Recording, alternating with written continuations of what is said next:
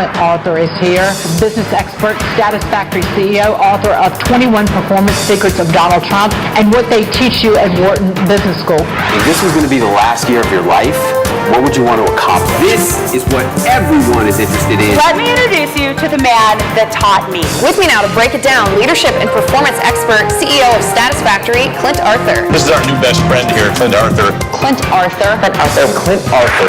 Clint Arthur, who made a living off of teaching other people to be better public speakers. He knows what he's talking about. NASDAQ, what an honor to be with you here today. Business expert and best-selling author of Speaking Game, Clint Arthur. Clint, take it. If you want an audience to be engaged, it helps if you entertain them, and you need them to be engaged if you want to be a great leader.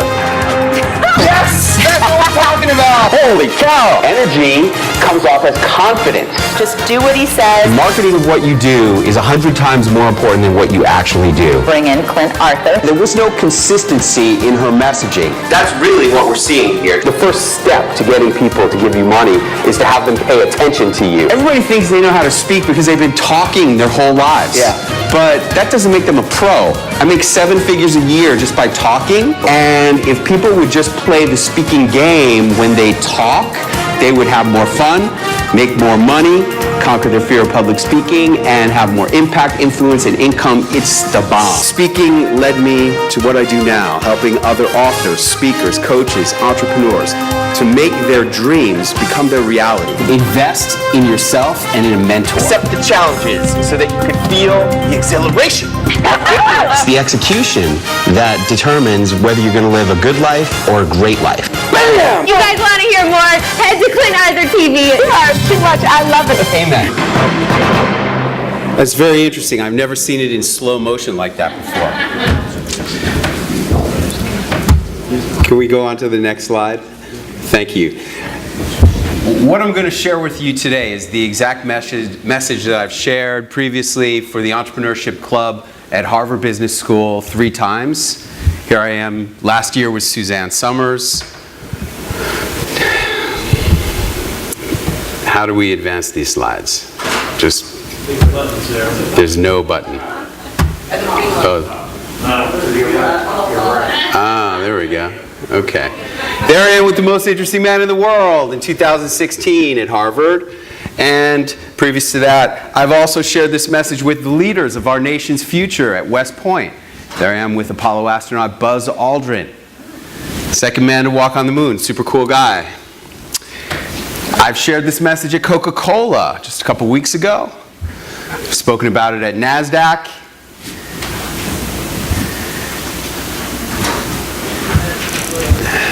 And I also spoke about it at USC's entrepreneurship department. There I am with my daughter. She was a junior when I spoke there. And after I spoke to the entrepreneurs at USC, they gave us these hats. Nice gift. I make a lot of money usually when I speak, but I like these hats because it has the Lloyd Grief Center for Entrepreneurship logo, and I think that's the smartest logo I've ever seen in my whole life.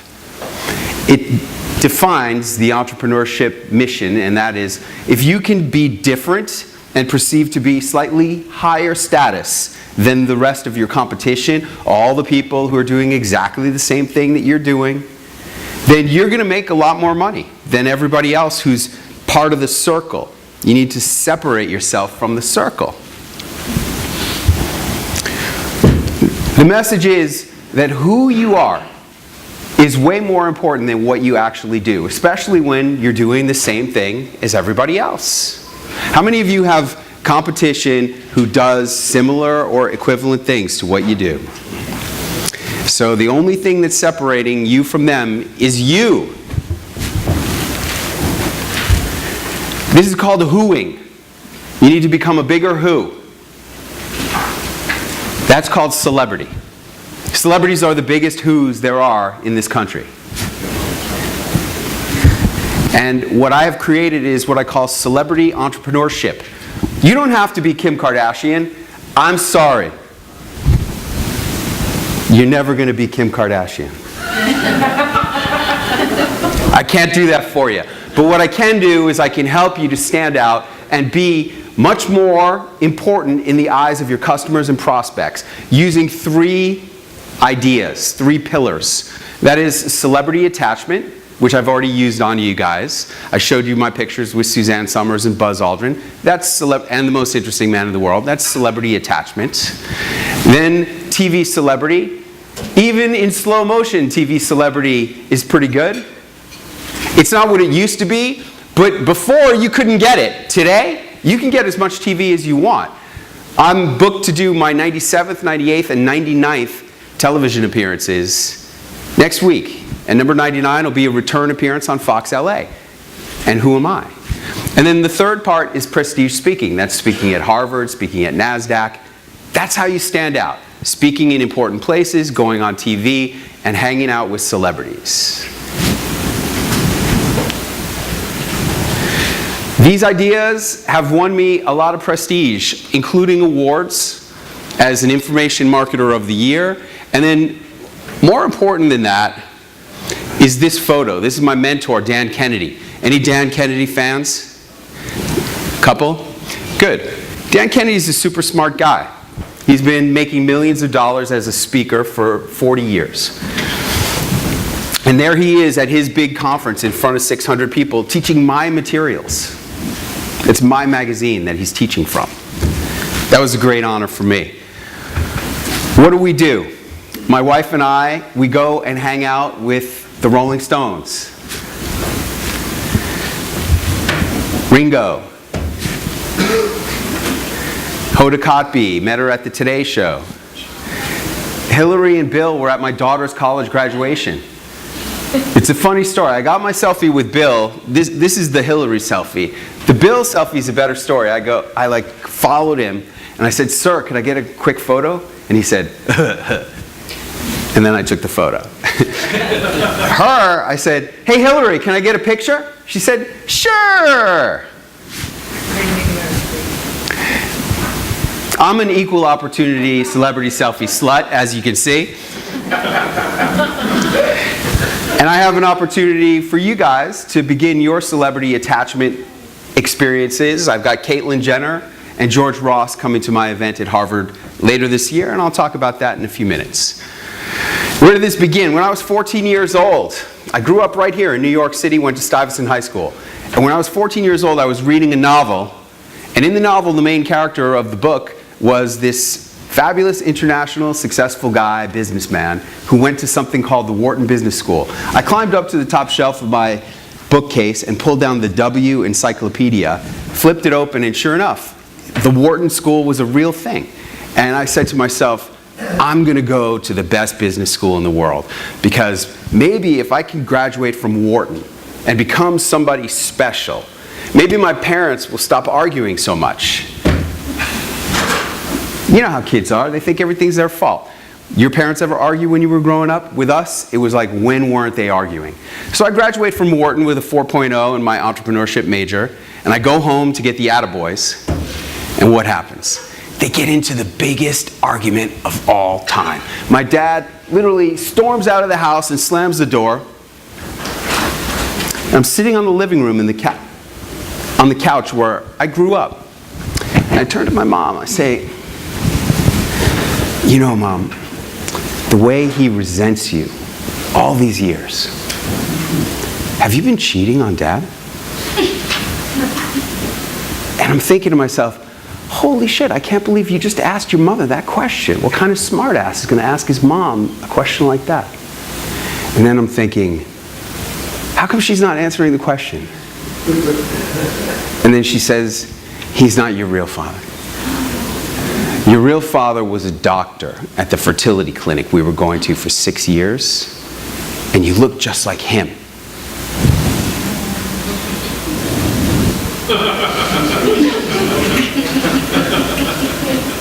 Think how you would feel if in a split second everything you thought you knew about who you were, poof. Not only didn't I know who I was anymore, I sure as heck didn't know what I wanted to be when I grew up anymore.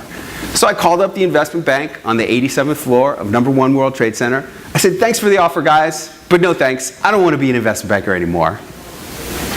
And naturally, I moved out to Hollywood.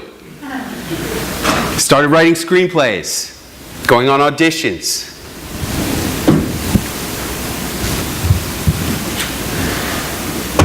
That's 13 years of chasing the Hollywood dream. So think about where you were on December 31st, 1999. Were you at an ATM getting your Y2K cash? I was driving that cab that night. In the back seat were these two interns from Goldman Sachs. They were MBA students, and I'm listening to them. Did you hear about Mr. Carrera? They made him the last partner before Goldman did their IPO. He cashed out $1 gazillion. I turned around and said, hey, you guys talking about Chris Carrera? How do you know Mr. Carrera? Chris Carrera was a pledge in my fraternity at Wharton. When I was a pledge master, I used to make those punks dance around the living room of our house with their tighty-whities on top of their heads. And now this punk just cashed out $100 million. I go back to my boat I'm living on in Marina del Rey, climb up into my bunk when the night is all over, pull my down comforter around me because it's freezing cold. I used to hide my money in my sock.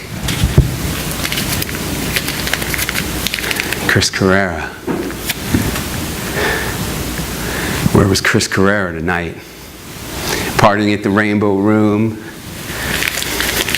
$513. I was supposed to be somebody special.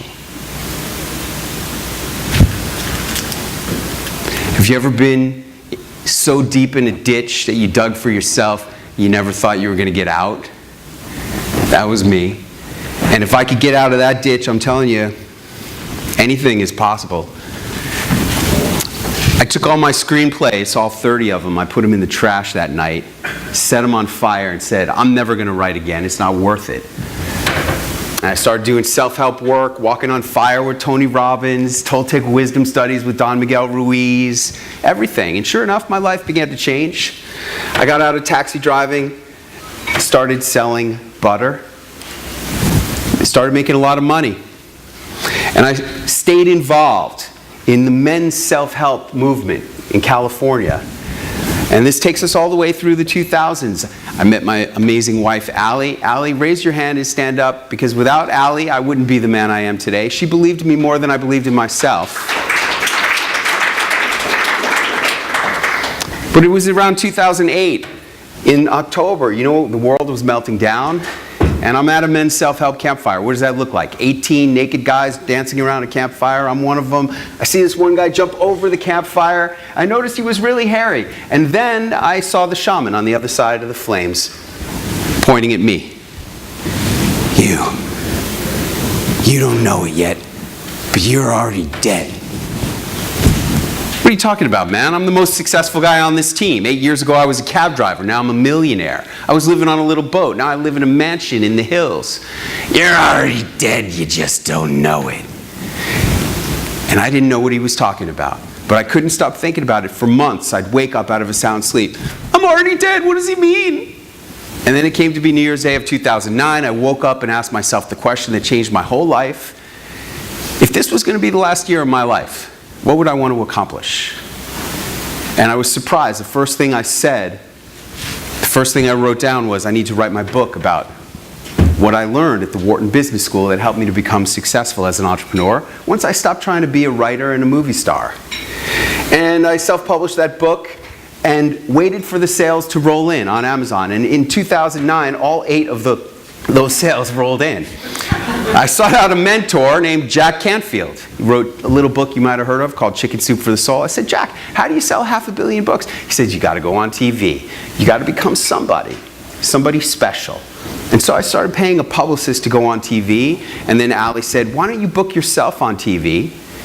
And it took me almost 3 months to figure out how to do it, but I did it. And I've been teaching my students how to book themselves on TV. We just finished our 35th implementation event, and my students have booked more than 3,500 network television appearances that I'm aware of, using my mathematical formula for how to get on TV anytime you want for free.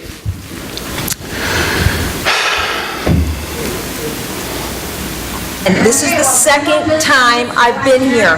So I'm a really busy mom, busy schedule. So what makes someone do the same event twice?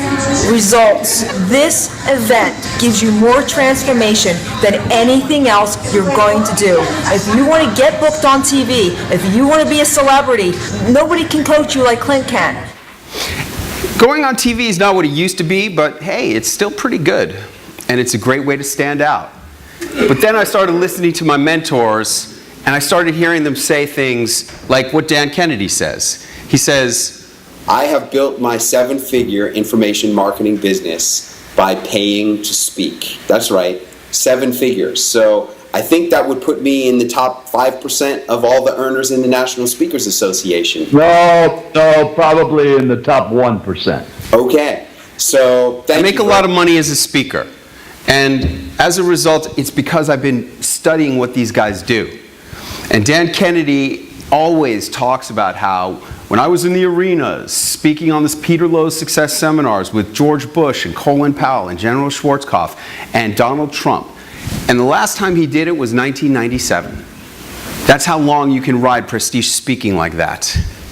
I wanted that for myself. I wanted the ultimate prestige speaking. I wanted to be a speaker at Harvard. And so I created my own thought leader conference at Harvard. I also created an event at NASDAQ because I wanted the same kind of positioning as Grant Cardone. I wanted to have the Jumbotron imagery. Has our work together been helping you to close new business? Yes. I had a client I hadn't worked with in about 10 to 12 years. He saw the Harvard video, and he wanted to meet. After the Harvard video, it's a $95,000 deal. What do you think what that video will do for you? Kevin, how has this been working for you? It's been a whirlwind since I met you this March. This year I doubled revenues and doubled profits. And now when someone calls into the call center, we ask them, hey, did you see our CEO on TV or did you hear him speak at Harvard? That has made all the difference and is a direct result of attending Clint Arthur's event. We have quadrupled our sales. In fact, in this quarter, 2017, we've already done more business this year than we did all of last year. So if you're wanting to take your business to the next level or your celebrity status to the next level, you got to get with Clint Arthur. All right, so if you want to go on TV or speak at Harvard or NASDAQ, we offer guaranteed results.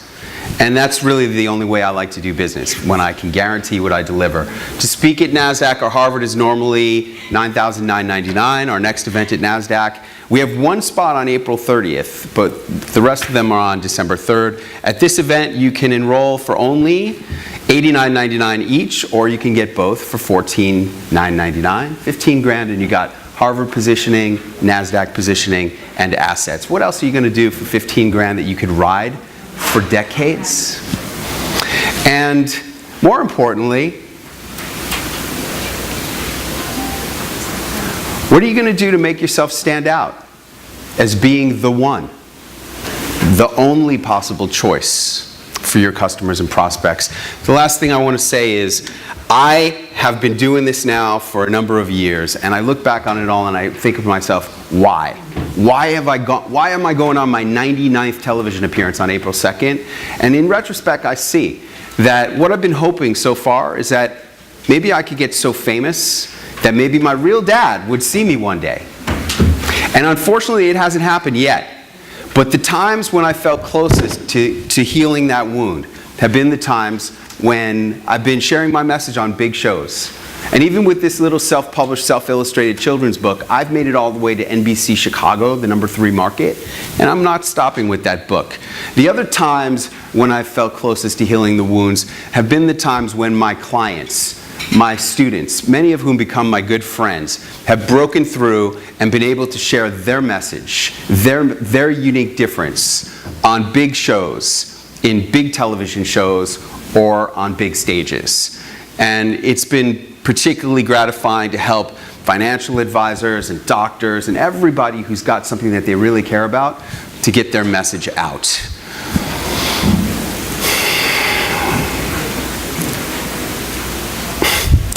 The girl decorates parties and events with balloons, and we got her on the Today Show.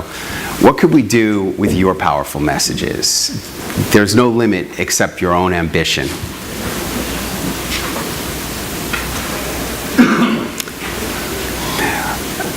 Ali passed out some forms. If you're interested in speaking at NASDAQ or Harvard and taking advantage of this special offer, please come and see us. And thank you so much for your time.